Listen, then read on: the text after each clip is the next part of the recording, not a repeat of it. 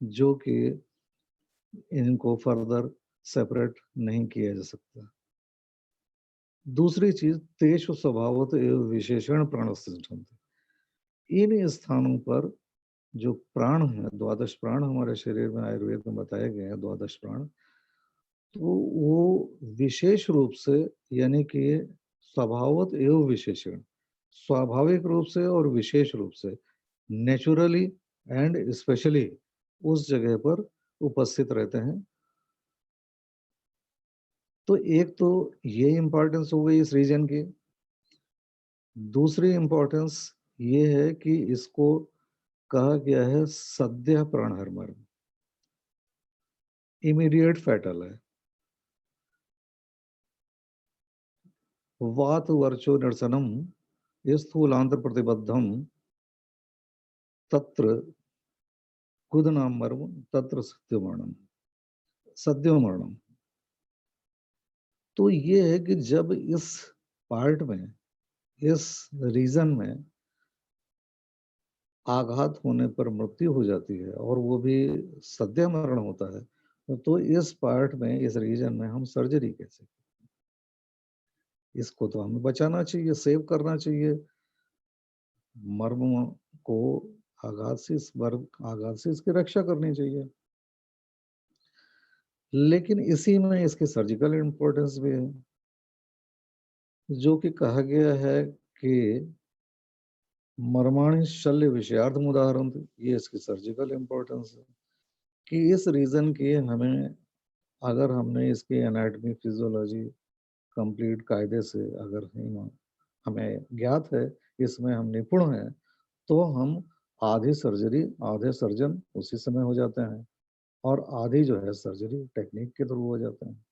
तो हम इसका उस रीजन में होने वाले रोगों का निराकरण कर सकते हैं। तीसरा इसका जो है इम्पोर्टेंस,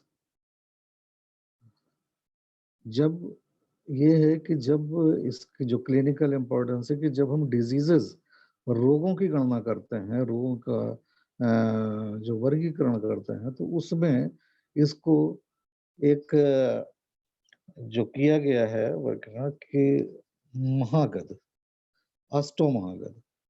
तो अष्ट महागध में इतने से रीजन को, गुद नाल को या एनल कैनाल को एक महागध के रूप में वहां पर महागध का अधिष्ठान है वो। तो एक ये इंपॉर्टेंस है उसकी। दूसरी ओर जब हम मॉडर्न एस्पेक्ट से देखते हैं, तो मॉडर्न एस्पेक्ट से देखने पर आप सभी वेल नोन है कि ये डाइजेस्टिव ट्रैक्ट का अंतिम पार्ट है, लास्ट पार्ट है, जो कि टर्मिनल पार्ट ऑफ रेक्टम से लेकर के ये एनल ओरिफिस तक एक्सटेंड करता है। इसकी लेंथ 3.8 सेंटीमीटर या 1.5 mm होती है। इसकी पोजीशन क्या रहती है कि जब ये एम्प्टी कंडीशन में होता है, तो एक ये एंटेरो पोस्टीरियर स्लिट बनाती है, एंटेरो पोस्टीरियर स्लिट बनाती है पूरी लेंथ में। ये एनल कैनाल पूरी लेंथ में एनल स्फिंक्टर मसल्स जो होती हैं उनके द्वारा ये बाउंडेड रहता है। और ये जो स्फिंक्टर्स हैं, मसल स्फिंक्टर, इन्हीं की टोन से ये एनल कैनाल क्लोज होती है।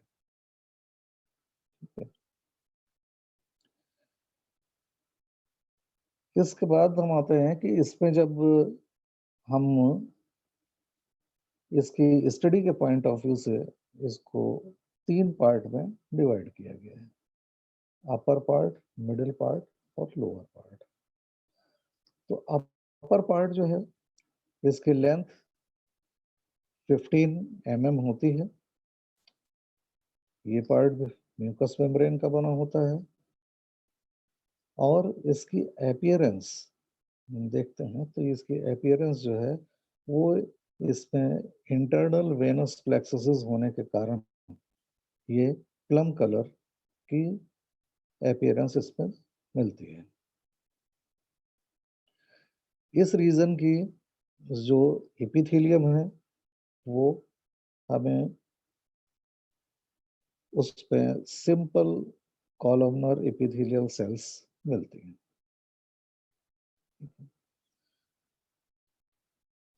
अब इस रीजन की जो म्यूकस मेम्ब्रेन है उसमें 6 से 10 अप्रोक्सीमेट 6 to 10 वर्टिकल फोल्ड्स मिलते हैं। ये वर्टिकल फोल्ड्स जो हैं ये एडल्ट्स के कंपैरिजन में जो चाइल्ड्स में बच्चों में अधिक क्लियर होते हैं, एडल्ट्स में उतना क्लियर नहीं होते हैं। ये जो वर्टिकल फोल्ड्स हैं इन्हें हम एनल कॉलम्स ऑफ मॉर्गेगनी कहते हैं। एनल कॉलम्स वर्टिकल फोल्ड्स होते हैं, कॉलमनर एपिथेलियल सेल से बने होते हैं, तो ये हमें एनल कॉलम्स होते हैं। और जो ये एनल कॉलम्स हैं प्रत्येक एनल कॉलम में सुपीरियर रेक्टल आर्टरी और वेन की जो रेडिकल्स होती हैं यानी कि जो इसकी स्मॉलेस्ट ब्रांचेस होती हैं वो हर प्रत्येक एनल कॉलम में प्रेजेंट होती हैं। अब यहाँ पर कभी कभी ये क्वेश्चन अराइज करते हैं बच्चे कि अगर ये जो पोजीशन बताई गई है पाइल्स की, हेमराइड्स की, तो ये 3 o'clock position, 7 o'clock position, 11 o'clock position में ही क्यों मिलते हैं? तो इसका कारण ये है दोस्तों कि जब ये जो एनल कॉलम्स हैं और इनमें जब हम वॉच को आप सामने रखिए अपने तो उसमें आप देखेंगे कि लेफ्ट लेटरल पोजीशन यानी कि 3 o'clock पोजीशन एनल कैनाल के जो ओरिफिस है उस पे उससे आप कंपेयर करेंगे तो 3 o'clock position, right anterior position यानी कि 7 o'clock पोजीशन और राइट पोस्टीरियर पोजीशन यानी कि 11 o'clock पोजीशन। ये जो पोजीशंस हैं इन इन रीजन्स में जो एनल कॉलम्स होते हैं उनमें ये सुपीरियर रेक्टल आर्टरी और वेन की जो रेडिकल्स हैं, स्मॉलेस्ट ब्रांचेस हैं, ये बहुत ज्यादा संख्या में प्रेजेंट होती है। तो जाहिर सी बात है जो डायलिटेशन होता है वेन का वो भी वहीं पे होगा। तो ये इसीलिए ये प्राइमरी इंटरनल हेमोराइड्स की ये कॉमन साइट्स होती हैं 3 o'clock पोजीशन, 7 o'clock पोजीशन और 11 o'clock पोजीशन। नेक्स्ट इसके बाद जब हम आते हैं तो ये जो एनल कॉलम्स हैं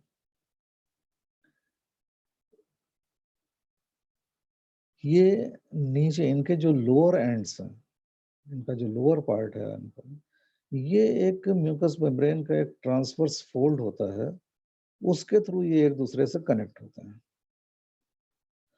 और जब ये कनेक्ट होते हैं तो उस समय जब ये कनेक्ट होते हैं एक दूसरे से तो इनको एनल वॉल कहा जाता है। एनल वॉल ट्रांसवर्स फोल्ड से जो कनेक्ट होते हैं, तो ये जब कनेक्ट होते हैं तो बिल्कुल जस्ट लाइक एक जो बास्केटबॉल खेलते हैं तो उसकी जो बास्केट होती है उस टाइप का एक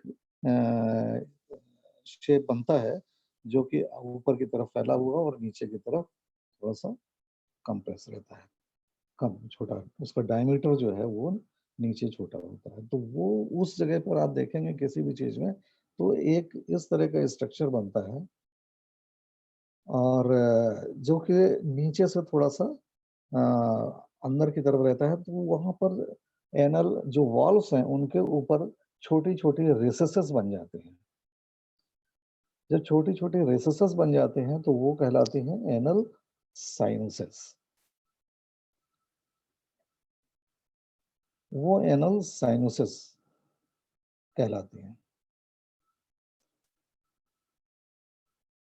अब ये आता है कि जब एनल साइनसेस हैं तो एनल कैनाल का जो पोस्टीरियर सेगमेंट होता है, तो पोस्टीरियर सेगमेंट में ये रेसेसेस थोड़ा सा डीप होती हैं कंपैरेटिवली अदर सेगमेंट में। तो ये जो पोस्टीरियर सेगमेंट के एनल साइनसेस हैं, ये डीप होने के कारण जो फीकल मैटर है वो यहाँ पे थोड़ा सा रुकता है, होल्ड करता है, हेड करता है। तो फीकल मैटर ऑलरेडी इन्फेक्टेड होता है, हो सकता है। तो वो क्या होता है कि वो एनल वहां पर जब इन्फेक्टेड होता है तो वो वहां पर इन्फेक्ट होने के कारण वहां पर एब्सेस डेवलप करता है।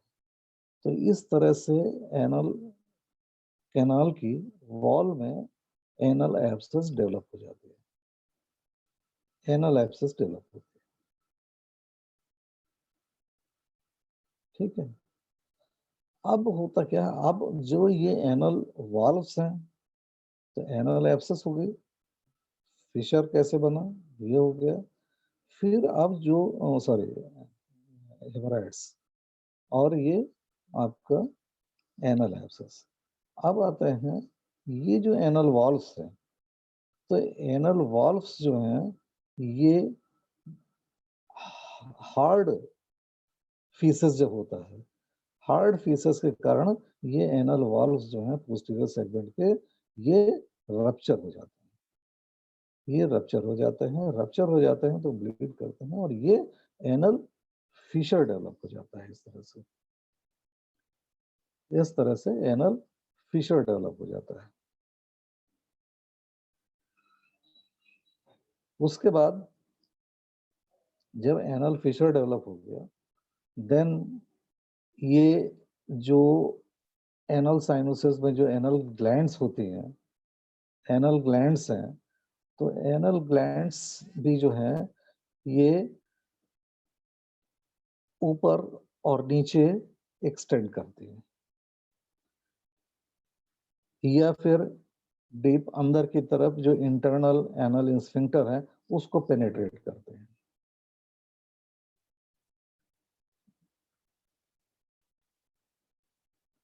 और ये एनल ग्लैंड्स जो होती हैं ये अपनी अपनी डक्ट के थ्रू रेक्टम में ओपन होती है, और जब ये रेक्टम में ओपन होती है तो रेक्टम की जो म्यूकोसा है वहां पर एक डिप्रेशन बनाती है, डिप्रेशन बनाती हैं। इन डिप्रेशंस को एनल क्रिप्ट्स कहते हैं, एनल क्रिप्ट्स।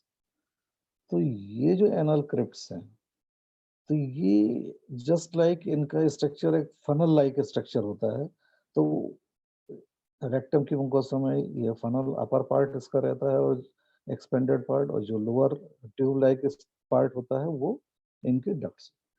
तो ये जो है इन्फेक्शन रेक्टम से इन डक्ट्स के थ्रू डायरेक्ट एनल ग्लैंड्स में आता है। ये एनल ग्लैंड्स फिर एन एब्सेस से बदल जाती है, एब्सेस बनती है, और एब्सेस के बाद यही जो इधर उधर एक्सटेंशन होता है इनका, उसके थ्रू ये फिस्टुला को डेवलप करते हैं। तो इस तरह से ये डेवलप हो जाता है, फिस्टुला डेवलप होता है। अब यहाँ पर जो लाइन है, पेक्टिनेट लाइन, ये जो ट्रांसवर्स लाइन बनती है सभी एनल वॉल्व्स के मिलने से, जो एक लाइन बनती है उसको पेक्टिनेट लाइन कहते हैं। और यही पेक्टिनेट लाइन जो है एनल कैनाल के एक्टोडर्मल और एंडोडर्मल पार्ट को सेपरेट करती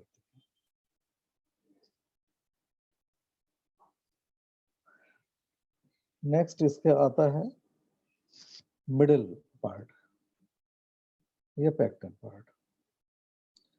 पेक्टन पार्ट, इसकी लेंथ जो होती है वो भी 15 mm होती है। ये भी म्यूकस मेम्ब्रेन का बना होता है, लेकिन इसमें एनल कॉलम्स नहीं होते हैं। इसमें एनल कॉलम्स नहीं होते हैं। इस पार्ट की जो सबम्यूकोसा होती है वो टफ कनेक्टिव टिश्यू की बनी होती है।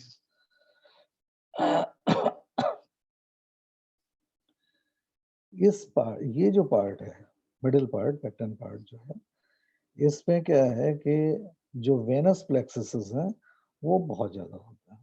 वेनस प्लेक्सस ज्यादा होने का इसकी जो अपीयरेंस है इस पार्ट की वो ब्लूइश होती है, ब्लूइश होती है। और इसका जो लोअर लिमिट है, जो लोअर लिमिट है इसकी, वो उसकी जो अपीयरेंस है वो वाइट होती है।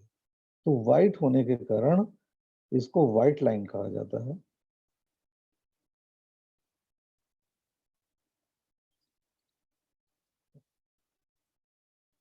इसके बाद आता है थर्ड पार्ट, इसका जो है लोअर पार्ट। तो लोअर पार्ट की जो लेंथ है वो 8 mm होती है, अप्रोक्सीमेट 8 mm होती है। इस पार्ट में स्किन होती है, स्वीट ग्लैंड्स होती हैं, सेबेसियस ग्लैंड्स होती हैं, ये स्ट्रक्चर्स में। अब इसके बाद आता है कि एनल स्फिंक्टर्स। तो एनल स्फिंक्टर्स दो तरह के होते हैं, इंटरनल एनल स्फिंक्टर और एक्सटर्नल एनल स्फिंक्टर। तो इंटरनल एनल स्फिंक्टर जो होता है ये जो है एक थिक सर्कुलर फाइबर्स का बना होता है और इनवॉलंटरी नेचर का होता है, इनवॉलंटरी नेचर का होता है। ये जो है एनल कैनाल के अपर पार्ट और मिडिल पार्ट को बाउंड करता है। ये सर्कुलर मसल फाइबर ये होते हैं, तो ये इसको बाउंड करते हैं एनल कैनाल के अपर पार्ट और मिडिल पार्ट को। इसके बाद आता है deep, sorry, external anal sphincter. तो ये जो डीप एक्सटर्नल स्फिंक्टर है, ये एक्सटर्नल, ये तीन तरह के होते हैं। एक फर्स्ट है डीप, सेकेंड सुपरफिशियल और थर्ड है सबक्यूटेनियस एक्सटर्नल एनल स्फिंक्टर। तो जो डीप एक्सटर्नल एनल स्फिंक्टर है ये एनल कैनाल के अपर पार्ट को बाउंड करता है और एक एनुलर बैंड लाइक स्ट्रक्चर होता है। एनुलर बैंड लाइक स्ट्रक्चर होता है जो कि एनल कैनाल के अपर पार्ट को बाउंड करता है।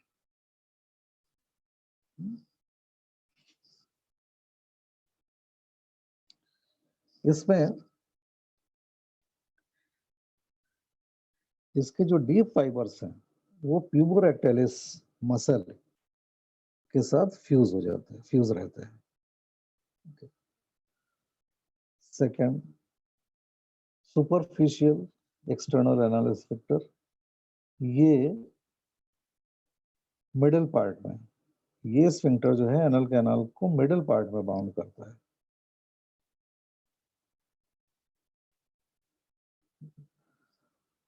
अब सबक्यूटेनियस एक्सटर्नल एनल स्फिंक्टर, ये सबक्यूटेनियस ये जो है व्हाइट लाइन के नीचे सिचुएटेड होता है थर्ड पार्ट को बाउंड करता है। इसका एनल स्फिंक्टर हो गया। अब इसमें एक बहुत सारा इंपॉर्टेंट चीज आती है, वो है एनोरेक्टल रिंग।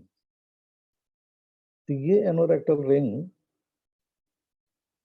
एनोरेक्टल जंक्शन पर पाई जाती है, एनोरेक्टल जंक्शन पर। और ये एनोरेक्टल रिंग जो है वो प्यूबोरेक्टैलिस, डीप एक्सटर्नल एनल स्फिंक्टर्स के फाइबर्स और इंटरनल एनल स्फिंक्टर के फाइबर्स के फ्यूजन से बनती है, फ्यूजन से बनती है। तो ये जो है आपका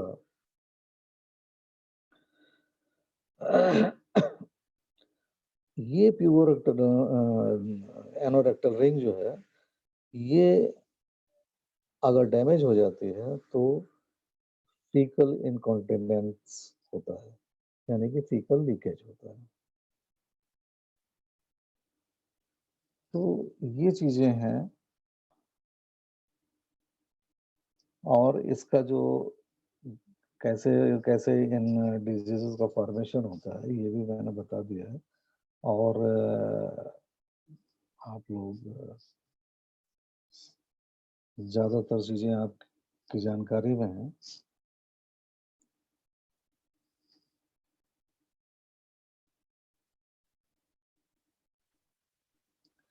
यहाँ मैं एक चीज और शेयर करना चाहता हूँ जो मेरे समझ में आती है। वो ये है कि जैसे ये एक हम आयुर्वेद से बात करना चाहते हैं कि इसको आचार्य सुश्रुत ने मांस मर्म कहा है, और वाग्भट जी ने इसको कहा है कि ये धमनी मर्म है।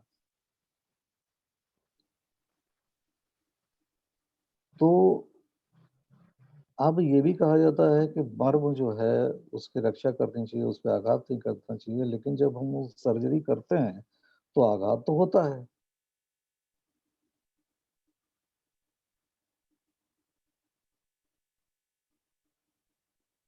तो फिर इस रीजन को मानना चाहिए मर्म या नहीं मानना चाहिए?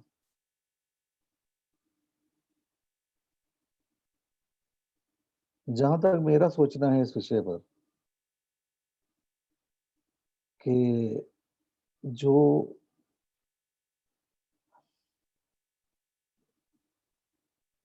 एक सॉरी, ये वाग्भट जी का जो कहना है, यानी कि अगर हम आचार्य सुश्रुत की बात करते हैं तो अगर इस रीजन में आघात होता है तो वहां पर सद्यो मरण होता है, रिजल्ट मिलेगा। और वाग्भट जी का सोचना है, इसका निराकरण भी कर रहे हैं। तो कहने का मतलब मेरा ये है कि जब हम इसकी बात करते हैं कि आचार्य वाग्भट की, तो उनका जो कहना है कि उन्होंने जो धमनी मर माना है, तो वो एक पैथोलॉजिकल स्टडी है, नैदानिक दृष्टिकोण से उनका अध्ययन है और उसका प्रतिकार है, उसका मैनेजमेंट है। मैनेजमेंट सुश्रुत ने भी दिया, 4 सूत्र पद्धति से दिया। और जो मर्म की बात है तो वो जो ट्रोमेटोलॉजी है, ट्रोमेटोलॉजी के बेस पे है कि अगर उसका यहीं से है कि जब पैथोलॉजी होगी तो वो निज कारणों से होगी, और जो ट्रोमेटोलॉजी होगी वो आगंतुक कारणों से होगी। तो आचार्य सुश्रुत जो है ट्रोमेटोलॉजी पे उनका बेस्ड है अध्ययन, ये मर्म का। तो वो उनका जो है मस्कुलर है, वो कहना उनका सही है। और इन्होंने वाग्भट जी ने जो कहा है कि पैथोलॉजिकल पॉइंट ऑफ व्यू से उनका स्टडी है, यही हम निष्कर्ष निकाल सकते हैं कि पैथोलॉजी जो हुई है और उसको मैनेज करना, उसका मैनेजमेंट करना, वो सुश्रुत ने भी बताया है 4 सूत्र पद्धति से, और वो करता है।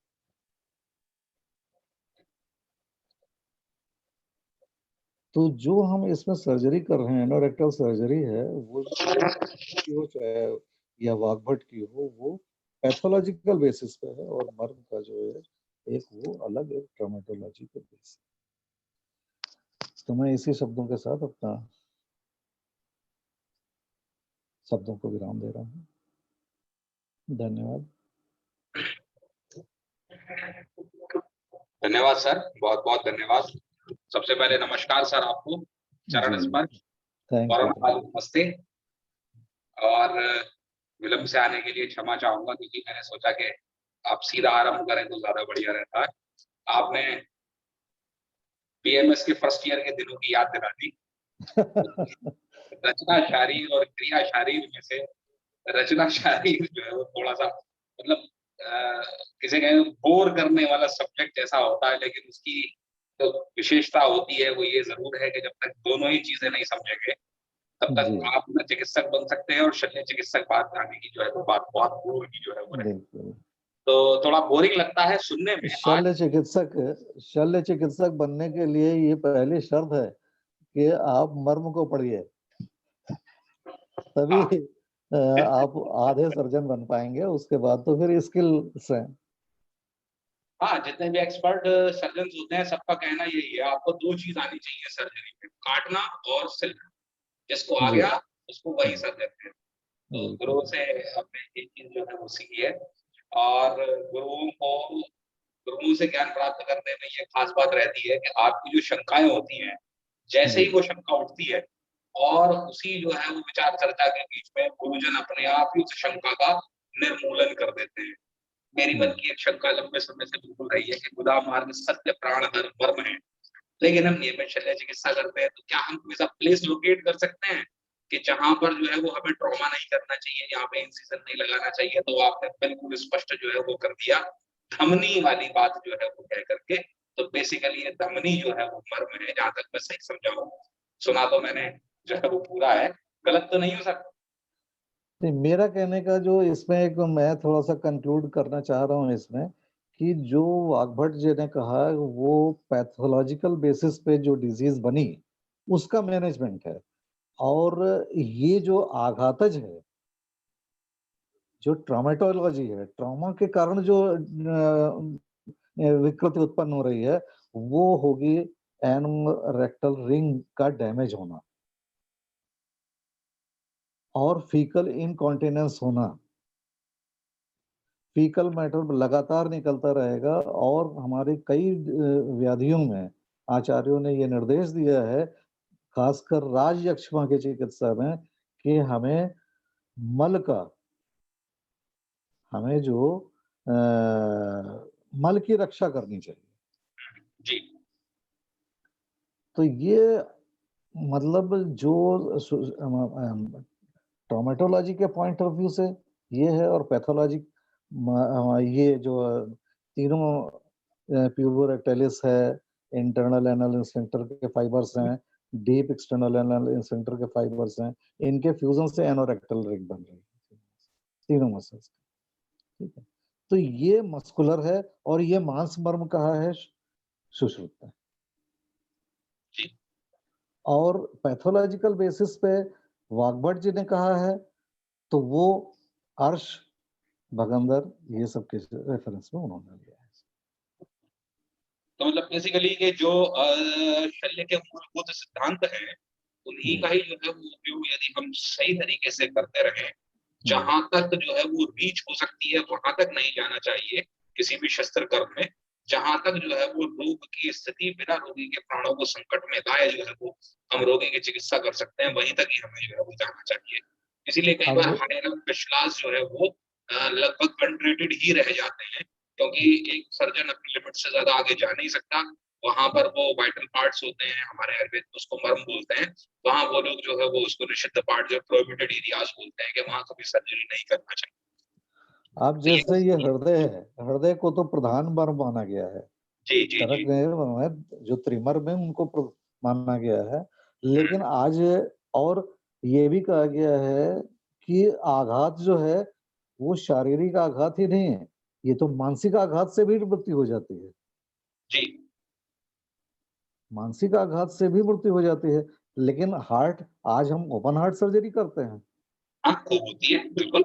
अगर आयुर्वेद की बात अपनी जगह बिल्कुल सवाल है, सही है, हाँ, वो तो ऐसा मर्म है, हाँ, तो उनको मर जाना चाहिए था सबको। तो तो कहीं न कहीं बात इसीलिए मेरा जो सोचना है, मेरा इस विषय पे ये सोचना है कि अगर हम सर्जरी कर रहे हैं, तो जो इसका सर्जरी करने में कोई दिक्कत नहीं, इस रीजन की एनोरेक्टल सर्जरी में कोई प्रॉब्लम नहीं है। बस हमें जो वो बताया गया है, सुश्रुत ने कहा है कि एनोरेक्टल रिंग, मांसमर्म, उसको अगर हम डिस्टर्ब ना करें, उस पे कोई आघात ना पहुँचाएँ, तो हम पूरी सर्जरी कर सकते हैं। जी सर, थैंक यू। ये सबसे बड़ा सवाल लोगों के मन में रहता है, खास तौर पर जो हमारे नए ग्रेजुएट्स आते हैं कि खुदा को सत्य प्राण हर मर्म कहा गया है, आघात लगते ही मृत्यु हो जानी निश्चित है। तो इस चक्कर में वो लोग बेचारे कई बार शल्य क्रिया से और एनोरेक्टल सर्जरी से जो बेचारे जो है वो थोड़ा डरते हैं और घबराते हैं। नहीं, घबराना चाहिए, लेकिन पूरी जानकारी आपको यदि है तो फिर घबराना भी जो है वो नहीं चाहिए। ये प्रश्न आपने जो है वो बहुत बढ़िया तरीके से सॉल्व किया। पुनः-पुनः फिर से प्रणाम जो है वो आपको। अगला प्रश्न, पहला प्रश्न मेरी तरफ से ही है सर। प्रश्न ये है, और अभी एक एनोनिमस अटेंडी हैं, उनका एक सवाल था कि क्या ये अर्श वगैरह बच्चों में भी हो सकते हैं? तो उनका जवाब मैं खुद ही दे देता हूँ कि जी हाँ, सहज अर्श भी होते हैं, पैदाइशी बच्चों को भी हो सकते हैं, यानी कि जन्मजात भी हो सकते हैं, जैसे और कंजेनिटल डिसऑर्डर होती हैं। अर्श हुई या गुदा रोग हुए, ये किसी भी आयु के व्यक्ति को, स्त्री को या पुरुष को बिल्कुल निसंदेह जो है वो हो सकते हैं। तो ये प्रश्न का जवाब तो मैंने यहाँ दिया। मेरा प्रश्न सर ये है कि सहज अर्श में प्रिवेंशन की दृष्टि से अगर हम रोकथाम कर सकें उसको भावी पीढ़ी में जाने के लिए, तो गर्भोत्पादक वो कौन से भाव हैं जो गुदा मार्ग का निर्माण करते हैं गर्भ में, ताकि हम उसका जो है वो ध्यान रख सकें। हालांकि बड़ा एडवांस सा सवाल है, लेकिन चूंकि हमारे यहाँ एक जो है वो टेक्नोलॉजी यूज होती है, आदर्श संतान साधना, जिन लोगों को पहले से ही ये रोग है, तो हम कोशिश करते हैं कि वो फर्दर अगली जनरेशन में प्रिवेंट हो जाए, नहीं जाए, कैरी जो है वो नहीं हो। तो क्या हम ऐसे कुछ व्यवस्था बना सकते हैं कि कौन सा भाव गुदा मार्ग की उत्पत्ति या निर्माण का जो है वो कारण है गर्भोत्पादन? सर ये जो गर्भ के भाव हैं, षड भाव जो हैं, षड भाव में जो मात्रज भाव है, मात्रज भाव से ही इसकी उत्पत्ति होती है। और इसके बारे में मैं, अगर आप फिर समय देंगे तो मैं कभी आपसे चर्चा करूंगा इस विषय पर। हमने एक थीसिस पे काम कर रहे हैं और उस मात्रज भाव पे ही हम काम कर रहे हैं, और उसमें बहुत से ऐसे जीन्स हमने आइडेंटिफाई किए हैं जो सर्टेन किसी किसी ऑर्गन्स के डेवलपमेंट के लिए रिस्पॉन्सिबल हैं। तो इस समय तो नहीं, लेकिन हम फिर कभी आपसे जरूर इस बारे में चर्चा कर सकते धन्यवाद। वो जो एनोनिमस अटेंडी जिनका ये सवाल था कि क्या बच्चों में भी हो सकता है, मैं उनको एक जानकारी दे दूं, मुझे नहीं मालूम कि वो चिकित्सक हैं या क्या हैं। मातृज भाव से मतलब ये है कि जैसे माता और पिता दोनों से गुण बच्चों में आते हैं, तो उनमें हैं। से कौन से जो गुण माता से बच्चों में आते हैं उन्हें हम मातृज भाव के नाम से जानते हैं। यानी कि हम्म, सामान्य तौर पर हम ऐसा कह सकते हैं कि एनोरेक्टल डिसऑर्डर्स की अगर कोई हिस्ट्री किसी फैमिली में आगे फर्दर चलती है, तो वो हम्म, मैटरनल साइड से यानी कि मदर साइड से आने की संभावनाएं सबसे ज्यादा है, या बल्कि आयुर्वेद के दृष्टिकोण से कहें तो वो वहीं से ही आएंगी। वो पितर यानी हम्म, कि पैटर्नल साइड से जो है वो बिल्कुल नहीं आएंगी। नहीं, एक क्वेश्चन ये है मान सकते, माना किसी जा और का। सर कुछ कहना चाह रहे हैं आप? माना जा सकता है ऐसा। जी, बिल्कुल माना जा सकता है, और इसकी पॉसिबिलिटीज बहुत ज्यादा हैं। एक हम्म, टाइप ऑफ सर्वे, मैं उसे रिसर्च नहीं कहूंगा, एक टाइप ऑफ सर्वे भी जो है वो मैंने किया, दो चीजों पे सर्वे किया। एक सर्वे किया कि जितने पेशेंट मेरे हेमराइड्स के हैं, तो उनके हम्म, पैटर्नल और मैटरनल साइड में से किनके यहाँ पर जो है वो हेमराइड्स की प्रॉब्लम जो है वो थी। दूसरा बिल्कुल। मैंने एक सर्वे किया कि कितनी ऐसी फीमेल्स हैं जिनको सिजेरियन सी सेक्शन डिलीवरी की रिक्वायरमेंट हुई, और उनमें से कितनी ऐसी महिलाएं हैं कि जिनको जो है वो कॉन्स्टिपेशन की प्रॉब्लम प्रेगनेंसी से पहले से थी। हम्म, तो बेसिकली प्रॉब्लम जो है वो क्या थी कि जो हमने फाइंड आउट किया वो ये फाइंड आउट किया कि मोर देन 55% पेशेंट्स ऐसे थे जिनकी मैटरनल साइड से यानी कि मदर साइड में या उस फैमिली में कहीं हेमराइड्स की प्रॉब्लम थी। दूसरा, अगर आता हूं सी सेक्शन डिलीवरी पे, 85% केसेस जो है वो ऐसे थे कि जिनमें उनको लंबे समय से जो है वो कॉन्स्टिपेशन की शिकायत थी। बेसिकली मैंने कॉन्स्टिपेशन को यहाँ पर जो है वो रिलेट किया अपान वायु वैगुण्य से, क्योंकि अपान वायु का ही कार्य है गर्भ का सही समय पर निष्क्रमण करना। तो इसीलिए मैंने सोचा कि कौन सा सवाल ऐसा हो सकता है जिसको हम आसानी से और थोड़ी देर में पूछ सकते हैं, क्योंकि बहुत सारे हॉस्पिटल्स ऐसे सर्वे को जो है अलाउ नहीं करते हैं। तो मैंने सोचा कि उसको स्यूडो वे में जो है वो लेकर के जाया जाए। तो कॉन्स्टिपेशन एक ऐसा जो है वो सिम्टम मेरे को लगा कि अपान वायु वैगुण्य उसमें रहता ही रहता है, चाहे वो अजीर्ण किसी भी भेद से हो, चाहे वो अति प्रवृत्ति हो, चाहे वो जो है वो अप्रवृत्ति हो, दोनों ही स्थितियों में। कुछ एक सवाल थोड़े से टेक्निकल हैं। एक प्रश्न है, कैन अतिसार लीड टू दी अर्शा? जी हाँ, मेरे अनुसार तो अतिसार से जो है वो अर्श की उत्पत्ति बिल्कुल संभव हो सकती है, क्योंकि सिरोत्पात यानी कि सिरा के अंदर जो है वो उसका उत्पात है वो सकल कारण यानी कि नियमित कारण से, यानी कि जब बार बार उसके ऊपर प्रेशर पड़ेगा तो उसकी वजह से उसके अंदर स्वेलिंग क्रिएट हो जाएगी। तो बिल्कुल 100% अतिसार से जो है वो अर्श हो सकता है। वैसे यदि आपको अर्श की जानकारी चाहिए तो बुधवार को मैनेजमेंट ऑफ, बुधवार को नहीं, सॉरी, मैं बताता हूँ आपको, हिमराइट्स, हाँ, बुधवार बृहस्पतिवार थोड़ा कंफ्यूजन है मैनेजमेंट और, क्योंकि पूरी सीरीज ऐसा रहा हमारी है। स्टार्टअप आपने किया है एनाटॉमी फिजियोलॉजी से, कल मेरा रहेगा ओटी सेटअप वगैरह असेसमेंट और जो है वो लीगल इम्प्लीकेशन का। तो जल्दी ही तीसरे या चौथे दिन में हमारे यहाँ पर मैनेजमेंट ऑफ हिमराइट्स, तो वहां पर वो हिमराइड के सारे कॉजेज वगैरह सब आपसे जो है वो डिस्कस करेंगे। तो बिल्कुल हम उसको जो है वो वहीं पर जो है वो डिस्कस करेंगे। यहाँ हम केवल फिजियोलॉजी और एनाटॉमी यानी कि कौन चीज कैसे बनी और वो कैसे काम करती है उस अंग के बारे में हम वहां पर जो है वो बात करना चाह रहे हैं। और कोई प्रश्न यदि किसी अटेंडी के हो तो बिल्कुल जो है वो बताइए। रेक्टल पॉलिप इज, ये स्मिता नाम से एक अटेंडी है। Rectal polyp is very common in paediatric patients, how can we manage it? बिल्कुल, रेक्टल पॉलिप के मैनेजमेंट के लिए जो वो हिमराइड्स वाला जब हमारी जो है वो सेक्शन आएगा तो हिमराइड्स वाले सेक्शन पे आप बात जो है वो बिल्कुल करेंगे। वहां सर्जन्स रहेंगे, वो लोग जो प्रैक्टिकली जो है वो उसको सर्जरी जो है वो करते हैं। बेसिकली यहाँ हम बेसिक प्रिंसिपल्स की कह दें या फिर हम कह रहे थे फंडामेंटल्स की जो है वो बात कर रहे हैं।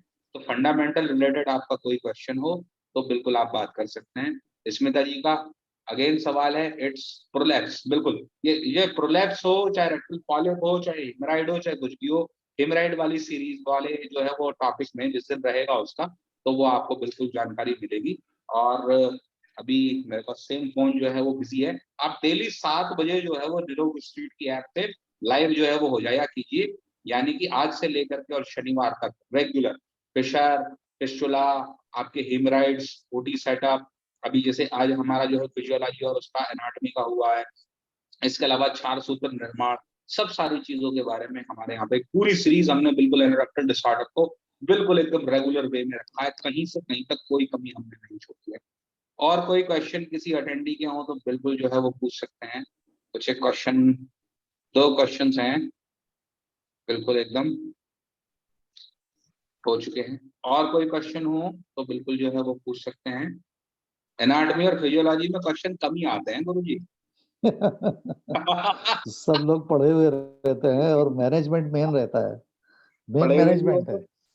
और दूसरी बात ये है कि जहाँ युक्ति लगानी हो, जहाँ युक्ति लगानी हो वहां तो सवाल बिल्कुल जो है वो मिलते हैं, लेकिन जहाँ पे आपको आप्तोपदेश पर जो है वो ही निर्भर रहना हो, अब हड्डियां हाँ, है अगर मॉडर्न साइंस में है तो बिल्कुल है, आप बिल्कुल। उसको नहीं जो है वो चेंज कर सकते हैं। मेरे को अच्छी तरह जो है वो याद है कि सबसे पेनफुल अगर कोई टॉपिक होता था स्कैपुला होता था, मैंने आपसे पहले भी जो है एक बार जो है किया है। हाँ, और हम इस सीरीज को बिल्कुल जो है वो रखेंगे। एक प्रश्न शायद और कोई है, मैं देख लेता हूँ। Please elaborate incontinence of faecal. आप शायद फीकल इनकॉन्टिनेंस की बात कर रहे हैं। अटेंडी का नेम मैं बता देता हूँ, रूपक, रूपक जी। आप शायद फीकल इनकॉन्टिनेंस की बात कर रहे हैं। फीकल इनकॉन्टिनेंस जो है बेसिकली हम उसको जो है वो डिस्कस करेंगे पाइल्स, फिशर और फिस्टुला, तीनों बिल्कुल जो है वो जगह पर। फीकल इनकॉन्टिनेंस मल्टीपल जो है वो कॉजेस से हो सकता है और ज्यादा बेहतर है कि हमें हर कॉज के बारे में सही तरीके से जो है वो जानकारी हो। तो यदि आप चिकित्सक हैं, डॉक्टर्स के जो है वो थोड़ा प्रैक्टिस के परिप्रेक्ष्य जानना चाहते हैं, तो मैं आपसे रिक्वेस्ट करूंगा कि आप फीकल इनकॉन्टिनेंस के लिए management of fissure, management of piles and management of fistula, तीनों टॉपिक्स को बिल्कुल जो है वो ध्यान से सुने, क्योंकि तीनों ही जगह फीकल इनकॉन्टिनेंस का बिल्कुल जिक्र आने वाला है, और तीनों ही जगह अलग अलग टाइप, अलग अलग कॉज की वजह से फीकल इनकॉन्टिनेंस जो है वो होता है। जी रूपक जी, धन्यवाद। तो और कोई प्रश्न यदि किसी के हों, अलग अलग जगह से प्रश्न। एनाल पेपिला पैथोलॉजिकल प्रॉब्लम्स, रोशन अली जी पूछते हैं एनाल पेपिला।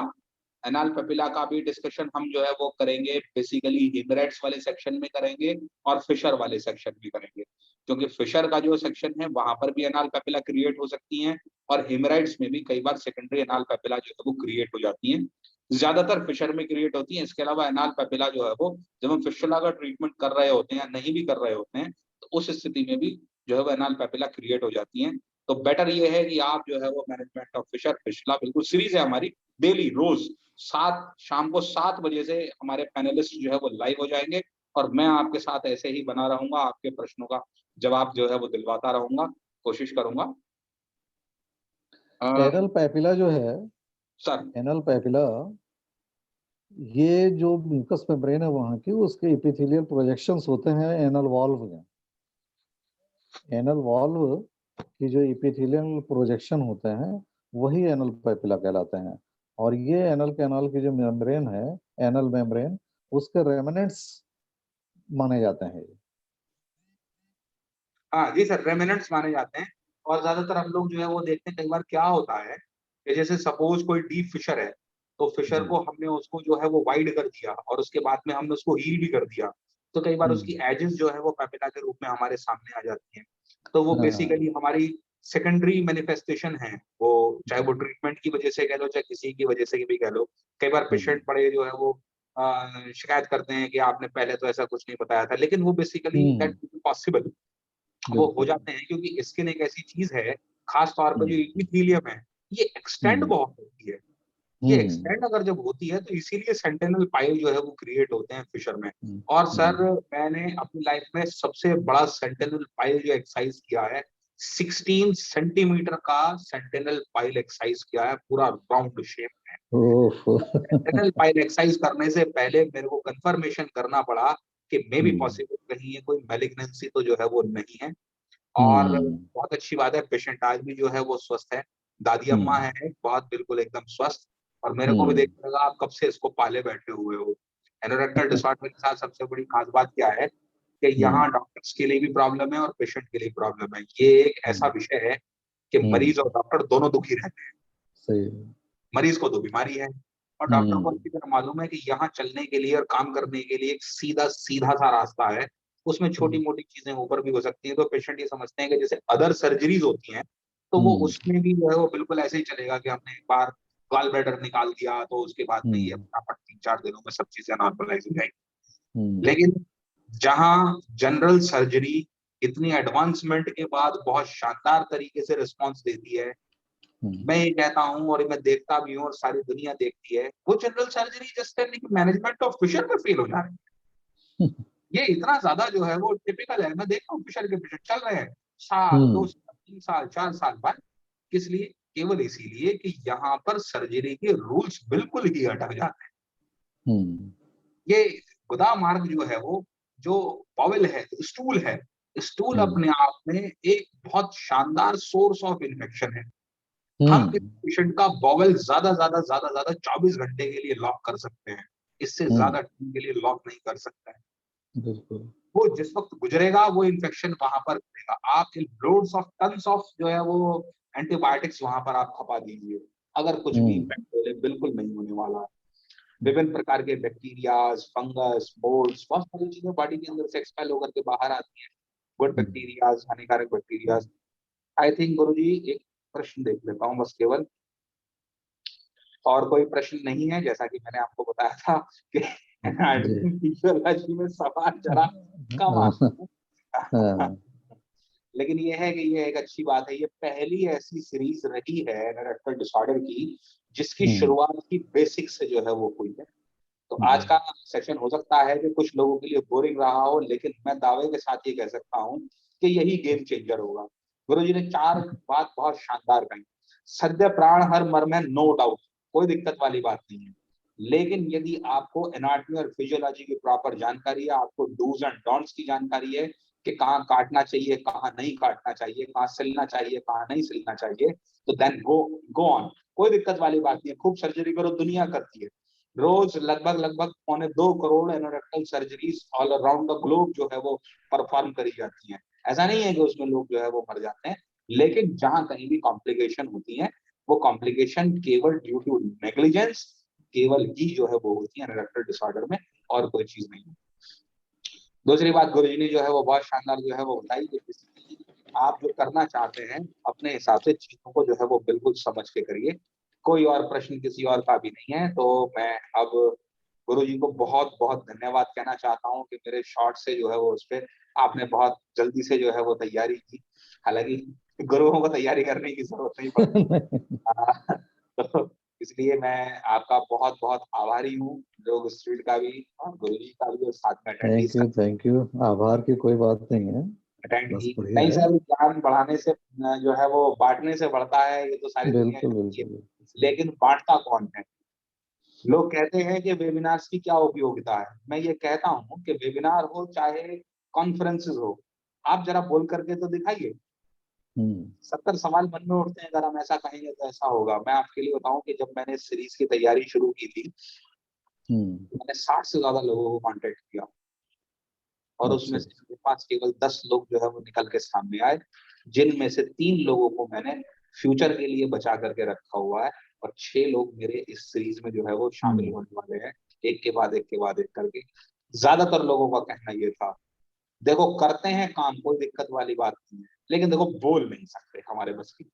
और वो ऐसे लोग हैं कि मैं तो कुछ भी पेशेंट नहीं देखता हूँ, मेरे यहाँ ज्यादा पर डे की 12 या 15 की जो है वो ओटी की जो है वो अटेंडेंस हो जाती होगी। लोग ऐसे हैं कि 30 40 की पर डे की जो है वो देखते हैं, लेकिन उन लोगों का स्पष्ट कहना जो है वो ये है कि बोल नहीं सकते, बात जो है वो नहीं कर सकते हैं। तो इसलिए ये एक बहुत बड़ी बात है कि हम मंच पे अपनी जो है बात जो है वो सामने रखें। गला सूखने लगता है, दिल की धड़कन बढ़ जाती है, घबराहट हो जाती है। तो इसलिए वेबिनार्स को नियमित जो है वो देखते रहें, सेमिनार्स को अटेंड करते रहें, कहीं ना कहीं कोई ना कोई चीज मिलेगी। मेरे गुरुजी ने एक बात जो है वो कहा था, गुरु सामने बैठे हुए हैं, उन्होंने एक ही बात कहा था कि पूरी पुस्तक ले लीजिए, कोई एक खास बात पुस्तक में होगी जरूर, केवल वही खास बात आपको अपनी प्रैक्टिस में, अपने जीवन में, अपनी चीजों को उतारनी है। उसी एक खास बात के लिए आपको वो पुस्तक लेनी है और पढ़नी है और समझनी है। उसी एक खास बात के ऊपर वही सारी चीज होती है। That is called central idea of any content और बुक और एनी साइंस। तो इसी के साथ मैं गुरुजी को पुनः पुनः जो है वो वापस से जो है वो धन्यवाद करता हूँ, बहुत बहुत नमस्कार करता हूँ, धन्यवाद, नमस्कार। डिजिटल वाला चरण स्पर्श प्रेषित करता हूँ निरव स्ट्रीट को, और अपने पैनलिस्ट को बहुत बहुत धन्यवाद करता हूँ, क्योंकि ये मंच श्रोताओं से है, वक्ताओं से जो है वो नहीं है। वक्ता तो अकेला भी बोल ले, लेकिन जी श्रोता जो जी, बिल्कुल बिल्कुल, श्रोता मस्ट है, जैसे एक टीचर के लिए एक स्टूडेंट जरूरी है। हाँ, स्टूडेंट होना बहुत जरूरी है। गुरु स्टूडेंट के बिना नहीं हो सकता, ये है। अगर बिल्कुल कहीं गुरु बिल्कुल। जो है वो स्टूडेंट नहीं है तो वो गुरु हाँ, नहीं गुरु नहीं है। है। जी, धन्यवाद बहुत बहुत। कल फिर से मिलते हैं। कल मैं आपको बिल्कुल। वापस से पकाने के लिए आऊंगा शाम को 7 बजे। ओटी सेटअप और legal application, examination, case record management, total technical जो है वो पार्ट है, हेल्थ इंश्योरेंस वगैरह सब सारी चीजों के लिए फिर से आपको पकाने के लिए आऊंगा। और तब तक के लिए आपसे नमस्कार, शुभ रात्रि, जय आयुर्वेद, नमस्कार। नमस्कार।